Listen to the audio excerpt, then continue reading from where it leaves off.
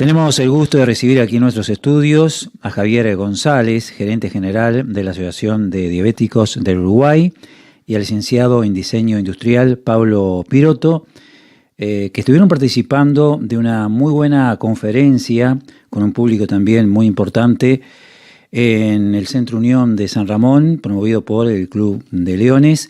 Le damos la bienvenida y vamos a hablar de ese y de otros temas. ¿Cómo andan también? Bien. Muy bien, por suerte.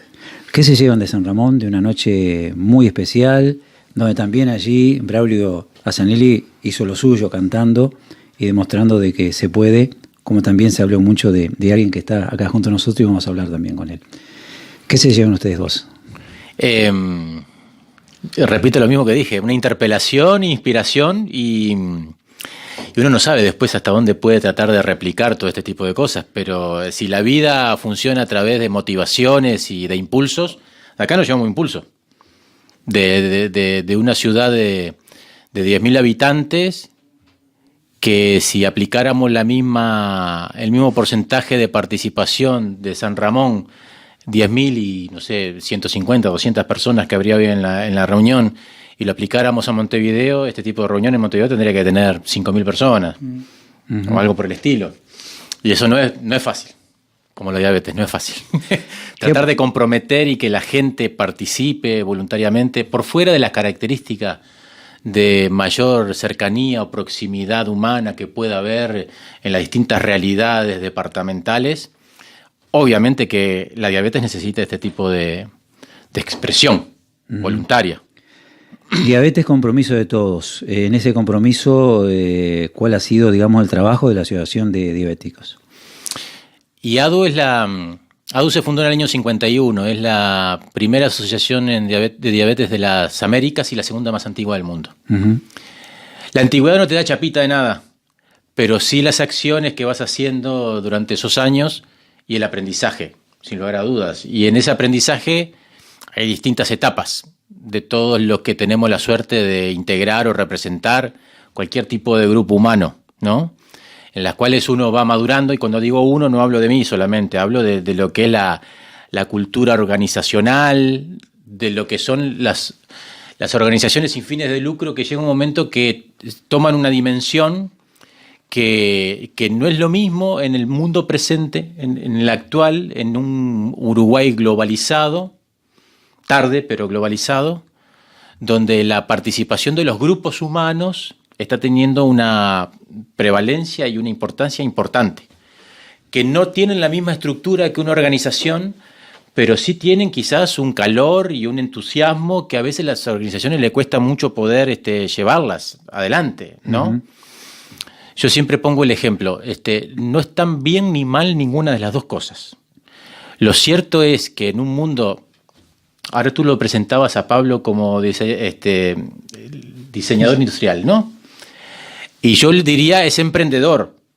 Es un diseñador industrial que quizás pueda haber muchos. Ahora, que se sea diseñador industrial y que sea emprendedor y que haya logrado hacer una sinergia entre algo que es muy personal y su profesión, eso es como el jugador de fútbol, de alguna forma, claro, ¿no?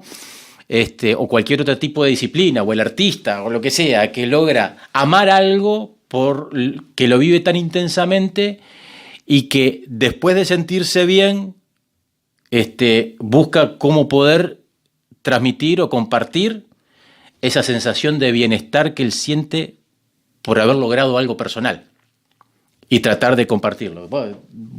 Corregime, por favor, Pablo. No, pero está perfecto.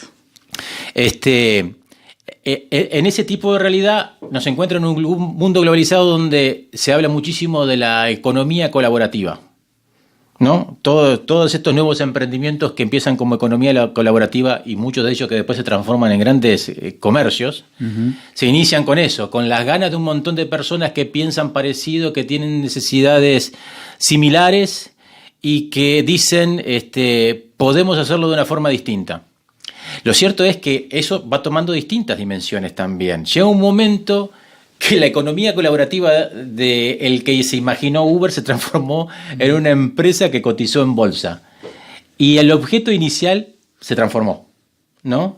Y yo no digo que está mal, ni tampoco digo que está bien. Digo que son, en definitiva, cómo a veces las dimensiones terminan transformando lo que uno pensaba originalmente, porque ahora nosotros, alguien que nos esté viendo o escuchando, puede decir que hay diferencias entre una lechuga comprada en un supermercado de una gran superficie, en la feria, en el quintero o en el chacrero. Los precios van a ser distintos y las puntas van a estar bien separadas, ¿no? Nosotros tres podemos ir a comprar esa lechuga y vamos a quejarnos por lo caro que está la lechuga en el supermercado. Y vamos a invitar a otros. Y seguramente al principio vamos a poder traer hasta 50 o 100 lechugas en un auto. Pero cuando seamos 5.000, ya vamos a tener que dedicar una parte a juntar una plata para pagar el combustible porque en el auto ya no puede venir. Necesito una camioneta. Ahí es donde las cosas empiezan a cambiar. Lo que yo no he visto hasta este momento, y creo que quizás es algo que nos va a sorprender en un futuro, cómo poder mantener el espíritu de una economía colaborativa, llevándolo ahora cuando nos metamos más en el tema de la salud, y que termine siendo genuino aquello que inicialmente se creó, a pesar de la multitud que pueda haber provocado. Pero por eso digo que todas las cosas son perfectibles, y hablando de Adu, de las cosas que ha hecho, y yo creo que Adu ahora se está,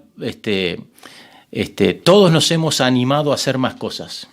Y se vienen momentos de desafío porque hemos incorporado más cosas. Hemos entendido la economía colaborativa, hemos entendido lo que significa la defensa, y en eso uno no tiene una universidad hoy en día en Uruguay donde poder formarse en defensa en diabetes o defensa en salud. Uno lo hace a impulso, con convencimiento. Algunos tenemos la suerte de poder compartir otras experiencias a nivel regional y mundial, pero después todo eso lo aplicamos en Uruguay. Por lo tanto, uno podría tener un máster de Harvard en defensa en diabetes, si existiera, pero una cosa es aplicarlo en un país de alta renta, de mediana renta, de baja renta, aplicarlo en Europa o aplicarlo en el paisito de Uruguay.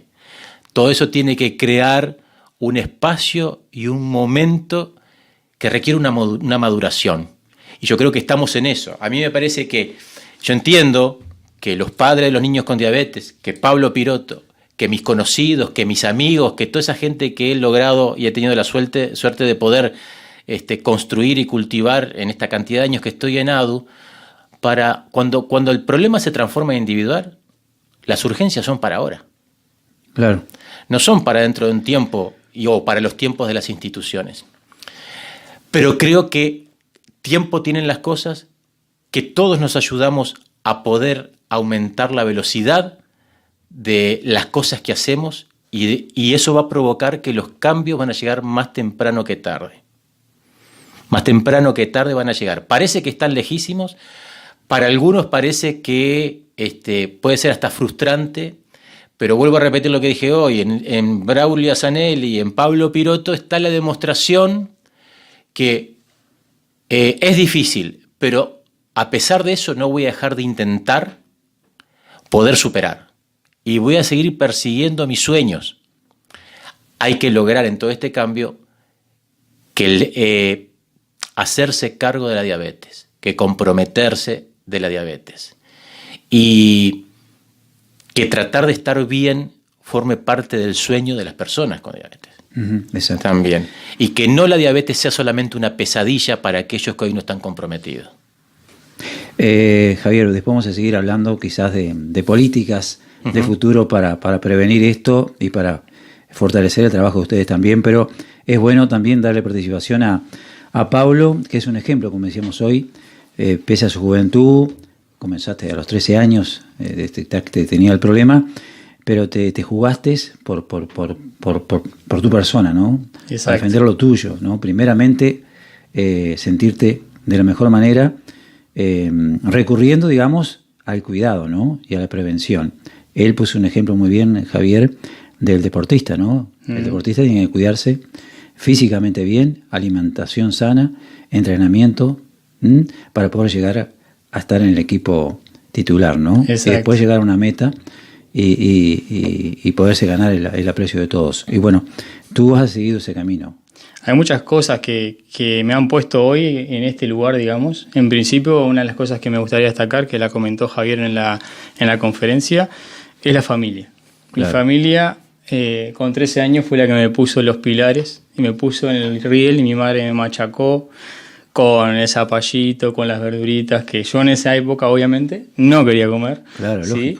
Que me causaban repugnancia, no porque no me gustara, sino porque tenía rechazo a que me lo impusieran, ¿no? Pero así fue como me entró, y de a poquito lo fui asimilando de tal forma que hoy es parte de mi dieta día a día, ¿no? Y no es una dieta, sino que es un estilo de vida, es un estilo de alimentación saludable, que es algo que tendríamos que hacer todos. Además de eso, después entra un poco mi maduración joven, digamos. Yo con 13 años tengo que empezar a tomar decisiones que toma un médico, ¿sí? A saber cuánta glucosa tenía y a saber cuánto inyectarme por esa glucosa, cuánto inyectarme por los carbohidratos que consumía.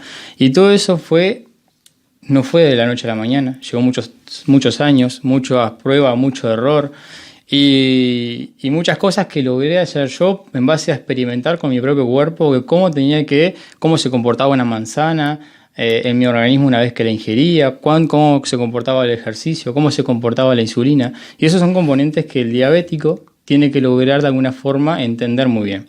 ¿Sí? No todos los diabéticos somos iguales, también se nombró en la charla y estoy completamente de acuerdo con eso. Pero como les decía, y también voy tomando cosas que fueron surgiendo ahí, porque me parece que está bueno que la gente que no pudo estar también las pueda oír, ¿no? El hecho de poder ponerse como objetivo lo que yo con 13 años decía: yo quiero llegar a viejo sin ninguna complicación. O yo quiero llegar al momento de la cura de la diabetes entero. Así de literal era mi pensamiento. Y así es como hoy, 16 años después, estoy entero, no tengo ningún tipo de complicación y espero no tenerla por muchos años, porque la diabetes no es la imagen que teníamos cuando nosotros éramos jóvenes de nuestros abuelos, claro, que sin ningún tipo de tratamiento, obviamente el único destino que tenían era una enfermedad mal cuidada. Hoy tenemos tecnologías como la que nosotros estamos desarrollando, tecnologías que llegan de todas partes del mundo para ayudar. El gobierno, lamentablemente, hoy en Uruguay no apoya mucho ese tipo de cosas, porque creo que hay un interés muy grande. Yo no me he metido mucho en tema política porque soy un poco reacio, pero sé que Javier sí, luchamos por el ingreso del freestyle y de tecnologías muy modernas al sistema de salud, pero lamentablemente no hay un apoyo muy, muy fuerte en ese aspecto, y sería muy importante, porque cualquier tipo de tecnología que nos automatice un poco el tratamiento nos ayuda muchísimo, ¿verdad? Claro, sería muy saludable que se tomara en cuenta eso por parte de quienes nos gobiernan, pero lo tuyo quizá con 13 años, cuando comenzaba a ingerir esa alimentación, como que te preguntarías ¿para qué? Digo, porque todavía no tendrías mucha conciencia de lo que era el diabetes, ¿no? ¿Verdad? Cuesta mucho que uno de alguna forma le encuentre el motivo o por qué se hacía eso, ¿no? Después empieza a comprenderlo. Después yo hice técnico en nutrición deportiva, entonces ahí empecé a entender que los alimentos están compuestos, además de que sean harinas o fibras y demás, son carbohidratos, proteínas, grasas y fibras, ¿tá? Y que cada uno tiene un comportamiento diferente en el cuerpo, que cada uno de estos alimentos y macronutrientes generan diferentes tipos de reacciones, y el diabético en particular se tiene que cuidar de los carbohidratos, sobre todo los refinados. Hablamos de todo aquello que no aporta fibra, que solamente aporta azúcares, un alfajor, una torta, ese tipo de productos. En cambio, si yo consumo una fruta, tengo el aporte de carbohidratos acompañado con fibra que lentece el proceso de absorción. Todo eso es educación. Y no se aprende, como decía, de la noche a la mañana. No es que yo por saberlo soy un mago, porque también aprendo día a día y acorde a pasa el tiempo, yo también estoy cambiando un poco, mi metabolismo está variando y tengo que ser atento a cómo se va comportando. Y así es como yo animo a cada diabético, o sea, que de alguna forma se empieza a empapar en todo eso, empieza a entender cómo su cuerpo reacciona, porque la glucosa no es un valor que simplemente sube o está mal porque quiere, porque en realidad es parte de nuestro cuerpo. Claro. Como decía, mi páncreas no segrega insulina, yo me la tengo que dar, y tengo que dármela de la forma más inteligentemente posible para evitar complicaciones a largo plazo. Yo te conocí a vos corriendo, ¿no? Entrenándote. Sí. Yo decía, este muchacho se irá a correr, en maratón, vaya a saber. Bueno, después me enteré. Porque, digo, es un esfuerzo de todos los días, ¿no? No es de quedarse un momento o de ir un día al lugar y porque es una comida de amigos, de familiares, picotear algo, digo. Tenés que el régimen mantenerlo permanentemente. Yo siempre digo una cosa. Para mí es un estilo de vida. Yo no trato la diabetes, trato de que mi diabetes no me pese, ¿sí? Entonces, si yo hoy estoy en una comida y al saber contar carbohidratos me doy mis libertades. Esa es la realidad. Entonces, yo trato de no limitarme. Siempre hice ejercicio muy intensamente y encontré que el ejercicio en realidad no me mejoraba mis valores de hemoglobina, que es un valor que me hago cada 3 meses para saber cómo se comportó mi cuerpo en los últimos 3 meses, valga la redundancia, sino que a su vez no tenía un factor directamente proporcional. Entonces lo que hice fue bajar esa intensidad de ejercicio, porque después cuando empecé a estudiar un poco más sobre el cuerpo, entendí que el cuerpo le sirven más las actividades más aeróbicas, más de larga duración, más leves, entonces porque consumís más energía, más glucosa y no tenés que generar tanta porque no es tan intensivo la actividad física. Entonces vas aprendiendo eso, vas aprendiendo del cuerpo. Y como vos decís, yo corrí de los 13 años, desde que empecé con diabetes, salía a correr y daba 10 vueltas a la cancha de fútbol allá arriba.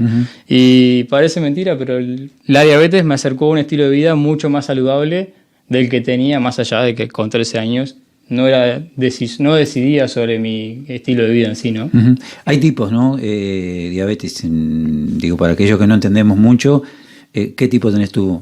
Yo tengo diabetes tipo 1, ¿sí? Hay varios tipos. Tenemos tipo 2 también, que es un insulino requiriente, es una persona que en realidad por los años de vida y por descuidos metabólicos sobre todo, empieza a requerir insulina o por obesidad. La doctora lo explicó mucho mejor de lo que yo lo puedo llegar a explicar ahora. Yo soy diabético tipo 1, soy insulino dependiente, o sea que la necesito para poder sobrevivir. Y después hay tipos gestacionales, que son algunas que pasan cuando la mujer está embarazada. Y Javier me podrá ayudar si existe alguna más. Está bien. Bueno, perfecto. Estamos por ahí. Por si me quedaba alguna pendiente. Ya va a aparecer alguna otra. Con la evolución. Ahora me dijeron que un diabetólogo había diagnosticado a una persona con diabetes tipo A. Entonces no sé si realmente... Ahora se está hablando de la clasificación por fases. Ajá. Lo hablaba Bruno Carratini, uno de nuestros educadores, Sí. de las fases de acuerdo a cómo se la va reconociendo en el diagnóstico, de acuerdo al tiempo que pasó y a cómo se han evolucionado las posibles prevenciones o complicaciones de la diabetes. Entonces te da un score que se establece dentro de una fase. No quiero entreverar, porque eso ya está en pañales y ya está definido y parece que va a ir a hablar desde el punto de vista dentro del sistema de salud, se comenzaría a establecer las distintas fases en las que puede estar transcurriendo la persona con diabetes, de acuerdo a su tratamiento y a los resultados que va obteniendo. Qué bueno que haya surgido a colación y que lo puedas aclarar de esa forma, Sí. porque justamente la inquietud de esa persona hoy era... Me diagnosticaron con diabetes tipo A y yo honestamente no sabía nada. Entonces, digo, yo no sé, pero déjame indagar. Y ahora justamente si Marta, ahora yo después le voy a decir que escuche el programa, porque si Marta no se escucha va a quedarse más tranquila un poco con esto. Y te mandamos un enlace que vos después lo podés compartir, que está la información y demás. ¿Cómo no? Se habla de algunos avances científicos a nivel mundial. ¿Esos avances tardan mucho en llegar acá?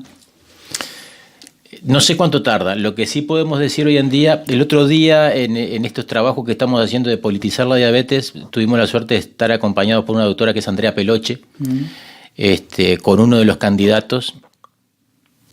Y como siempre hay algo para aprender, hablando de la historia de la insulina, que se descubrió en el año 1922, me enteré por la doctora que ella había absorbido información de otros colegas, que Uruguay fue uno de los primeros países en disponer de la insulina, si no fue en el 22, fue en el 23. ¿No? Luego, en la evolución de las insulinas pasaron por ser insulinas que provenían de los ovinos o de los porcinos.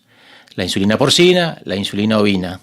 Luego comenzó la biotecnología, la aplicación de la biotecnología en el desarrollo de la insulina y comenzaron a aparecer las NPH y las cristalinas en un camino que va hacia lo más parecido a la insulina producida de forma natural, ¿no? Bien. Entonces Uruguay se destacó en la historia por, como vuelvo a repetir, recientemente enterado de mi parte, en el 22 se desarrolla la insulina y en el 22 está en Uruguay. Luego viene la ovina. Yo cuando ingresé a trabajar en la Asociación de Diabéticos había insulina ovina e insulina porcina. Y ya estaba en ADU la insulina ovina y la insulina porcina. Cuando digo en ADU me refiero, por ende estaba en Uruguay. Aparece la insulina humana y al poco tiempo está la insulina NPH humana en el Uruguay, al igual que la cristalina. Y ese impulso y acompañamiento paralelo a lo que es la investigación y el desarrollo, por ejemplo, de la insulinoterapia, con los avances de la insulina, podríamos decir que iba casi bastante a la par Uruguay. Hoy nos encuentra con que lo que son las últimas insulinas en el Uruguay son insulinas que tienen más de 20 años en el mundo.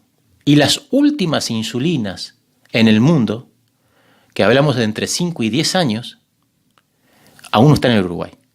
O sea, lo último en Uruguay ya tiene más de 20 años en el mundo. Uh-huh. Esa es la realidad que nos encuentra hoy versus a lo que pasaba. Pero vuelvo a lo mismo del principio. No nos distraigamos en comparar en lo que fuimos. Pongamos la atención en lo que podemos ser y en lo que somos para tratar de ir hacia adelante. Entonces ahí lo que creo es que, sin lugar a dudas, tantas cosas han pasado en el mundo y en Uruguay yo creo que una principal es la globalización. Y la globalización no le pide permiso a los países, ni avisa. En algunos entra más rápido, en algunos se preparan mejor, pero la globalización es un virus que estuvo en el mundo y que empezó a atravesar a todos los países.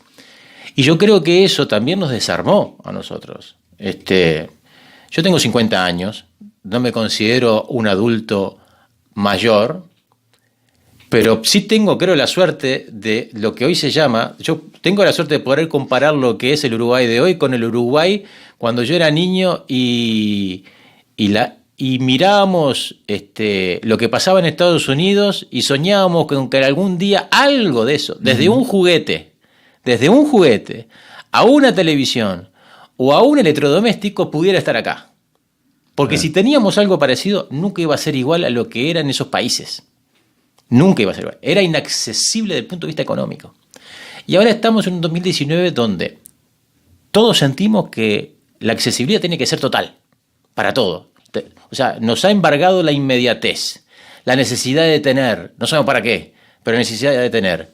Y todo, lamentablemente, ha ido a los casilleros que en general no tienen nada que ver con la salud. A la salud no se le ha aplicado el mismo concepto de la inmediatez en todos los roles protagónicos. Yo vuelvo a decir lo que dije hoy. Acuerdo completamente con Pablo, con algunas diferencias. Yo vuelvo a decir, no, acá no vengo a destacar Pablo no es el Luis Suárez o el Messi de la diabetes, pero entre tantos otros en Uruguay es lo más parecido. Es lo más parecido. Es gente con diabetes que, sin ver a la diabetes como una profesión, la han logrado transformar en algo que primero dicen, no va a poder conmigo y yo voy a tratar de convivir de la forma más pacífica con ella, pero el control lo voy a tener yo. Ella no me va a controlar. Y eso eso no lo define en el promedio de la actitud de las personas con diabetes. Porque no en vano, el riesgo que hoy se menciona a nivel mundial de la diabetes es porque las personas con diabetes no se cuidan. Claro. Y porque las complicaciones, o sea, el alto costo de la diabetes está en las complicaciones. Y si hoy hay una alerta mundial es porque la población no están siendo los Pablos Piroto, los Brunos Carratini, educadores de AUD, los Clarisa Solar y tantos otros que no conozco nombres y soy injusto en no nombrarlos. Pero no está el promedio en esa gente. Ellos son ejemplos para intentar, con todas las herramientas que podamos, lograr transformar esa actitud, esa visión del problema y ese empoderamiento que necesitan. Somos una sociedad que estamos acostumbradas, la mayoría, a ser espectadores de nuestra salud. Uh-huh. Y las enfermedades crónicas requieren del protagonismo de las personas. Y no estamos acostumbrados porque no sabemos cómo hacerlo. Porque nuestros padres nos llevaban a los médicos cuando estábamos enfermos. Salvo que te viniera una enfermedad crónica, donde ahí se revolucionó todo. Pero no es lo que pasa en las familias. No es lo que pasa. Las familias que no tienen una enfermedad crónica están acostumbradas o estamos acostumbrados a llamar a una emergencia antes de ir al sistema de salud. Y vamos a la emergencia cuando estamos enfermos. No vamos a preguntar, no vamos a decir a un nutricionista porque queremos bajar de peso, porque queremos evitar las enfermedades crónicas. Vamos a ir cuando nos dicen, estás al borde, el resultado del hemograma te dio que estás en el límite, tenés una prediabetes. Y ahí, el tiempo que no teníamos, primero nos viene un bajón, impresionante, impresionante. Salimos enloquecidos a googlear. Si tenemos la suerte, nos encontramos con algún Pablo Piroto, que si está preparado, trata de bajar su lenguaje al nivel que necesitamos para hablarnos en español, todo eso que él hoy lo maneja en otro idioma. Él lo que acaba de hablar recién, no lo habló en español. Claro. Para el común de la gente. Y para él es natural hablar eso. Él entiende todo lo que dijo. Seguramente en un 99%. Mucho más de lo que yo creo interpretar todo el lenguaje que transmito aquí. Mucho más. Él tiene claro lo que está diciendo. Sabe qué significa cada uno de los términos y sabe cómo aplicarlos para sí. La mayoría del resto de los habitantes en este país no sabemos eso. Y nos cuesta. Y la señal de la sociedad no está para querer contratar un curso, así sea gratuito, de conteo de hidratos de carbono, salvo que tengas diabetes. Y sobre todo tipo 1. Si tenés diabetes tipo 2, seguramente van a haber miles de tentaciones adicionales que te van a decir, déjalo para después. Déjalo para después. ¿Te pasó algo? No. ¿Tenés algún problema cardiovascular? No. ¿Tenés algún problema del pie? No. ¿Tenés algún problema de riñón? Tampoco. Entonces no te preocupes. El mensaje, espera tenerlo. Esa es la relación que tenemos con el sistema de salud. Con la diabetes es lo contrario. No esperes a tener esos problemas. Empoderate, encargate. La solución está. Hoy yo te decía en la entrevista, en ADU, la mayoría de la gente ingresa para saber si tenemos la mermelada más barata del país, si regalamos las tiras reactivas, o si la última insulina está, o si está el freestyle libre.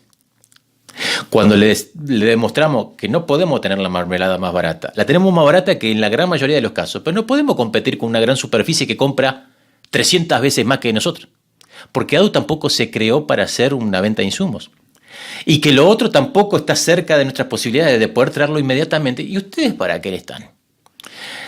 Esa misma persona que se va insatisfecha, cuando le aparece una complicación, se entera que en ADU hay, por ejemplo, podología, o que hay nutricionista, o que hay educadores.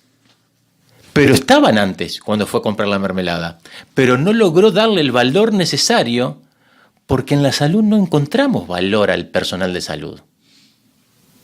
Porque en definitiva, cuando yo voy al sistema de salud es para que me recete un medicamento y que le pregunto 3 o 4 veces, ¿cada cuánto me dijo que tengo que tomar esta pastilla? ¿Cada 8 horas? ¿1 o 2? Me la apunta, por favor, porque seguramente si no te la apuntan te vas y llegas a tu casa y te dices, me dijo 2, 3 pastillas, ¿era cada 8 o cada 6? ¿O cada 12? La diabetes no es eso. La diabetes, si no estás empoderado como Pablo, si no estás educado como Pablo, la diabetes te recuerda todos los días, a cada segundo que tenés diabetes. No existe otra dolencia, condición o enfermedad, como uno quiera llamarle, que te haga recordar a cada momento del día que tenés diabetes. Que te levantás y te tenés que controlar. Que vas a desayunar y te tenés que controlar. Que terminás de desayunar y que te tenés que controlar. Que tenés que tomar decisiones de acuerdo a los resultados que te dieron. Que a la mitad de la mañana tenés que hacer una colación y controlarte a ver cómo estás para tomar decisiones también por la educación, porque si te das insulina además, tenés que saber de acuerdo a cómo estás, cuántas unidades te vas a dar por ese control que hiciste.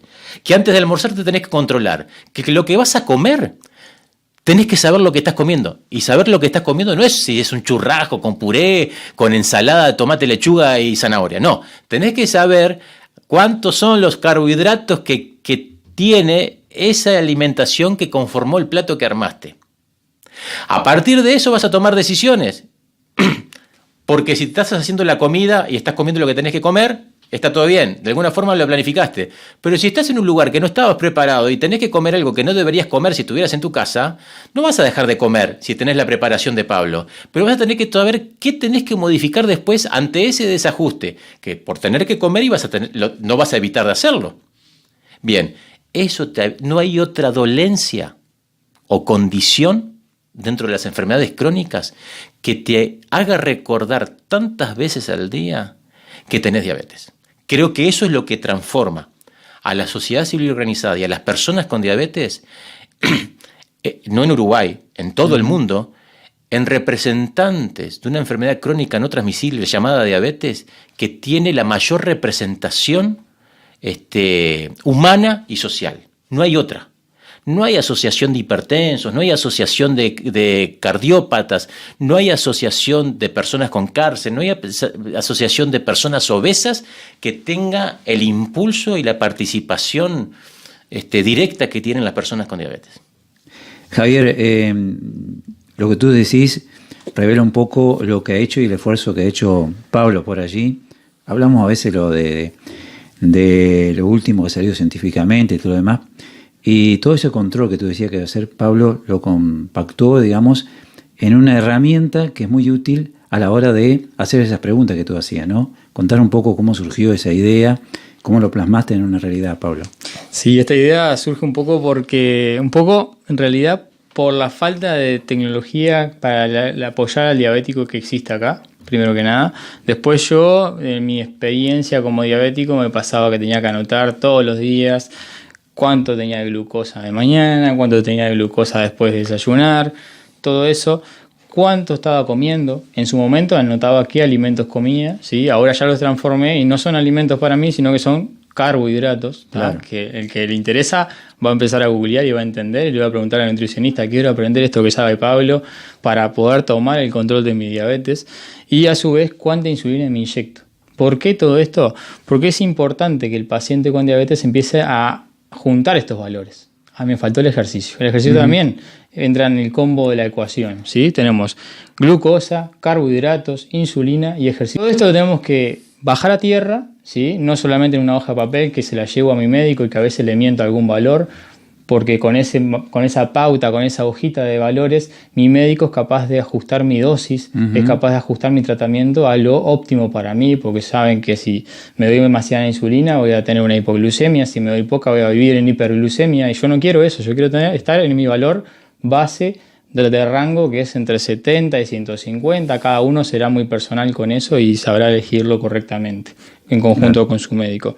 Ahora, lo que nosotros hicimos en base a mi conocimiento como diabético, pero además como diseñador industrial y el conocimiento de José como ingeniero eléctrico, que hoy no puede estar con nosotros, pero también es gran parte de este proyecto, es crear este producto que ayuda a las personas a registrar todos estos valores en menos de 20 segundos. O sea que vos lo agarrás cada vez que te pinchas el dedo, ¿sí? Y que sabés cuánta glucosa tenés y que tenés que hacer un cálculo. A su vez el dispositivo es capaz de ayudarte a decirte cuánta insulina tenés que darte, según cuánta glucosa tenés y cuántos carbohidratos vamos a comer, cuánta insulina tengo que darme.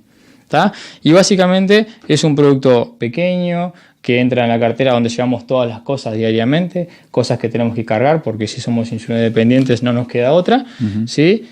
Y girando la ruedita y haciendo un simple clic, yo soy capaz de hacer el cálculo y de ponerme la insulina que tendría que necesitar. Esto se va a pasar al dispositivo celular a través de Bluetooth y en el celular yo puedo ampliar la información. O sea, no la voy a ver en blanco y negro, sino que la voy a ver con colores. Por ejemplo, una gama de semáforo. Cuando estoy bien es un verde, cuando estoy alto es un amarillo, cuando estoy en hipoglucemia por debajo del valor normal es un rojo porque es un llamado de atención de valores que no quiero tener muy asiduamente. Bien, y esto va a estar a la venta a partir de septiembre. O sea, la idea es que podamos seguir desarrollándolos para que podamos ayudar a muchas personas con un poco de motivación a que se empoderen de esa enfermedad, como decía Javier, porque además también creo que hablamos de la familia, hablamos de la motivación propia, claro. Pero además hay que hablar de lo que no queremos que pase. Y para que no pase tenemos que cuidarnos hoy, tenemos que habernos cuidado ayer, tenemos que cuidarnos mañana. Prevención.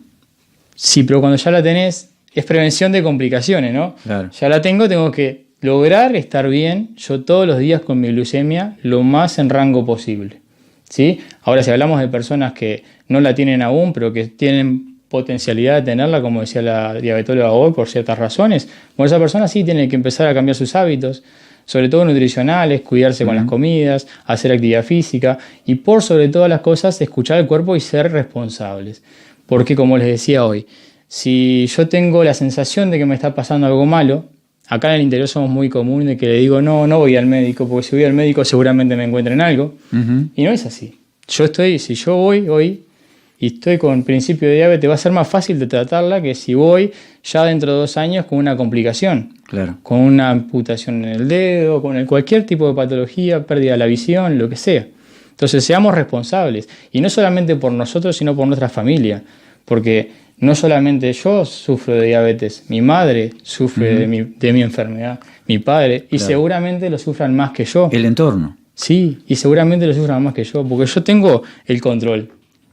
Y yo sé mis valores y sé que yo soy el que actúa. Pero mi madre no puede hacer nada por mí. Está de espectadora. Y ella sí realmente lo sufre. ¿Es hereditario? En mi caso, en realidad, hay un cierto componente hereditario, pero la diabetes tipo 1 es como decía Javier hoy. Te podés acostar hoy y mañana te despertás con diabetes tipo 1. La diabetes tipo 2 ya tiene un factor genético más grande y a su vez hay un factor de estilo de vida. ¿Sí? El hecho de comer mal durante toda la vida, el páncreas está secretando demasiada insulina durante todo el tiempo, las arterias empiezan, todo un síndrome metabólico, digamos, que complejiza y que hace que se pueda llegar a generar. Síntomas, porque hay mucha gente que de repente vive, como tú decías, en lugares apartados, que a veces tiene que hacer algunos kilómetros más acá en el interior, ¿no? Para ir al médico. ¿Cuáles son los primeros síntomas que se pueden notar para, de alguna manera, decir, bueno, tengo que hacerme los controles porque acá hay algo raro? Bueno, yo no soy médico y voy a comentarte lo que... Como experiencia, y Javier seguramente me vaya a asistir o lo hablamos entre los dos. Yo cuando empecé, por ejemplo, con 13 años, había quedado muy flaco, ¿sí? Porque mi cuerpo no tenía la insulina y por lo tanto no podía digerir mis nutrientes. Había quedado muy flaco, iba mucho al baño a orinar, ¿sí? Y bebía muchísima agua. Me levantaba por las mañanas con la boca muy seca, ¿sí? Eso es por el hecho de estar deshidratado, ¿sí? Y después tenemos algunos más, digamos, como por ejemplo visión borrosa puede llegar a aparecer, dolor abdominal, dolor de estómago. Picazón genital, lo que llaman prurito. La sintomatología, salvo la diabetes tipo 1, la de él, que es un golpe, dura. Es un piñazo. Cambia radicalmente en pocos días o en pocas semanas la configuración física, ¿no? Y empieza a ver como tiene altísimos grados de glicemia, termina normalmente en una urgencia, porque no hay vuelta, termina en una urgencia y rápidamente el diagnóstico está así, a boca de jarro, porque va a estar con vómito, va a estar con cetoacidosis y la familia no va a entender lo que le pasa, ¿no? Cuidado, que aparte eso es un llamado de atención a los médicos, que yo pasé un año acá con síntomas de dolor de estómago, me levantaba todas las mañanas con el dolor de estómago, mareado, me llevaba al médico un montón de veces mi madre, me miraba el ojo y me decían, capaz tenés hepatitis, un año entero con síntomas, hasta que obviamente el último mes explotó, ¿no? Yo había quedado así, muy flaco, sí, había quedado muy ojeroso y a su vez me levantaba con esa sensación de que la boca era una crema completamente y fue de casualidad porque fui a sacarme sangre para hacerme un análisis y la médica, la enfermera me dijo, te voy a pinchar el dedo para ver, y tenía 420, siendo que el máximo es 110. Entonces, también hay un poco de falta de educación médica, ¿no? En el primer asistencial. Eso creo que de todas formas ahora debe ser como que excepcional, situaciones en las cuales diabetes tipo 1 no se controle, no creo que llegue un año hoy en día. Y en la diabetes tipo 2, toda esta sintomatología que acaba de decir Pablo, termina siendo confusa para el que la está viviendo. Porque tenés una mezcla de sed excesiva y orina abundante. Entonces, la lógica diría, si tomo mucha agua, orino muchísimo, ¿no? si a su vez comenzás a tener alguna pérdida de peso, es genial, porque no te lo estás proponiendo, no te genera un esfuerzo consciente, perdés peso. Menos que menos. Ahí vas a sentir que estás resolviendo un problema que hasta este momento te da era un camino en subida y ahora se pone en bajada. No solamente tomo 3 litros de agua, tomo 5 litros de agua. Y si 3 hacen bien, 5 hace mejor. De vuelta vuelvo a decirlo de la harina. Entonces, nuestro costo de la ignorancia, ¿no? El costo de la ignorancia de información. Porque ahora no se están escuchando esto, pero el problema está de que después esto no se repite toda la semana. Entonces no termina siendo una información o una... Esto es información. No pasa a ser una información continua como la necesidad de educación continua que requieren las personas con diabetes. Entonces es tan confuso eso que pasás por la vida durante... Ahí sí, seguramente. Aunque ahora han cambiado, porque si tenés trabajo y la empresa cumpliera con la normativa de que para tomarte te tiene que pedir el carnet de salud, la normativa está hecha. Uno de los problemas que tenemos en Uruguay es que se crean buenas leyes, se crean buenas normas, pero después se controla mal. Entonces todo lo bueno que está escrito, si no se controla, no cumple la función para la cual fue pensado o aprobado. Entonces vuelvo a lo mismo. Vas a trabajar, si te hacen un carnet de salud, si no te dejan trabajar hasta que presentes el carnet de salud, ahí te tendría que saltar. Vas al carnet de salud y ahora se te estudia la glicemia. Y si da un valor que está alterado por fuera del rango establecido, te van a pedir que te hagas más controles. Entonces, conseguiste trabajo, no presentaste el carnet de salud y seguís con diabetes. En el mundo se dice hoy que normalmente la diabetes tipo 2, sin diagnosticar, pasa entre 3 y 7 años sin diagnóstico. Con el individuo caminando con su diabetes, haciendo su vida con su diabetes tipo 2 sin saberlo. Y pasa ahí comienza a construir el riesgo realmente. Porque pasa 3 o 7 u 8 o 10 años alimentándose no mal como antes, alimentándose mal pero con diabetes, sin hacer ejercicio pero con diabetes, sin educación y sin tratamiento pero con diabetes. Ahí es donde también se construye posibles complicaciones que cuando aparecen no tienen retroceso. Ese es el otro problema. No importa la intensidad que aparezcan. Apareció, se quedó. Te dejó una marca, te dejó una cicatriz en cualquiera de las que hablamos y no hay vuelta para atrás. No hay arrepentimiento en diabetes. El problema está que las personas reaccionan ante un arrepentimiento.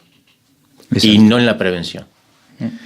Me gustaría continuar hablando de este tema, pero el tiempo se tiene siempre. No sé si tú tenías un aporte, Pablo, por allí de lo que él estaba diciendo recién. No. Estamos bien por ahí. Nos gustaría seguir, ¿no? Porque también se podía hablar de las políticas orientadas al tema salud, a este tema, como tú decías allí en la oratoria, de saber cuántos diabéticos hay en el país, cuántos hay en San Ramón, por ejemplo, para empezar a trabajar con una ley que realmente enfoque estos temas profundamente, ¿no? Sí. Otros por allá dicen que el tema de la salud es un negocio y que cuando hay más enfermos hay, más negocio es para laboratorios y para investigadores. Pero bueno, eso lo dejamos para otro día. Todo es verdad, pero no es una verdad absoluta.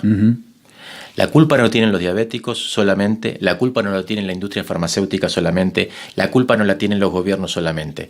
Es la conjunción de factores que están mal realizados.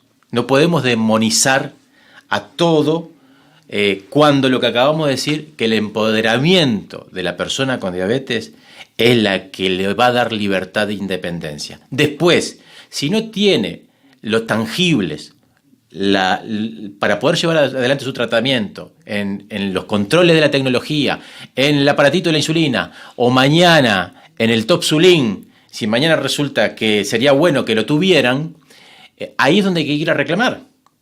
Pero para reclamar, cerramos con esto, lo que tú decías, tenemos que tener datos. Hasta este momento estamos trasladando datos que son regionales. Tenemos que llegar a los datos de Uruguay para empoderarnos, para estar informados y para responsabilizarnos ante esos datos. Muy bien. Javier González, gerente general de la Asociación de Diabéticos del Uruguay. Licenciado Pablo Piroto, ha sido un gusto compartir estos minutos con todos ustedes y aprender algo más de esta, situación, no sé si nombrar enfermedad, pero es algo que se puede prevenir y se puede sobrellevar. Muchísimas gracias. Muchas gracias a ustedes por Gracias la oportunidad. Y yo le llamaría, a mí me gusta llamarle condición, Sí. porque es una condición, como decía, como te toca a vos usar lentes, a Claro. mí no, pero sí vivir con diabetes. Y creo que es algo muy llevadero si realmente tomamos el control de la enfermedad Exacto. o de la condición. Exacto, es una condición. Exactamente. O tu gran pesadilla si no te comprometes. Exactamente, eso depende de cómo lo quieras ver siempre. Pero vamos por la condición. Javier, Pablo, ha sido un gusto. Gracias. Las puertas de la radio y el Sin micrófono lugar a dudas. abiertos siempre para ustedes. Y parte de la solución de la diabetes están ustedes acá, en San Ramón. En la difusión. En juntarse con los leones, en juntarse con el sistema de salud y tratar de que se hable de salud tanto como se habla de educación, de seguridad y de trabajo. Muchísimas gracias. Muy amable. Gracias.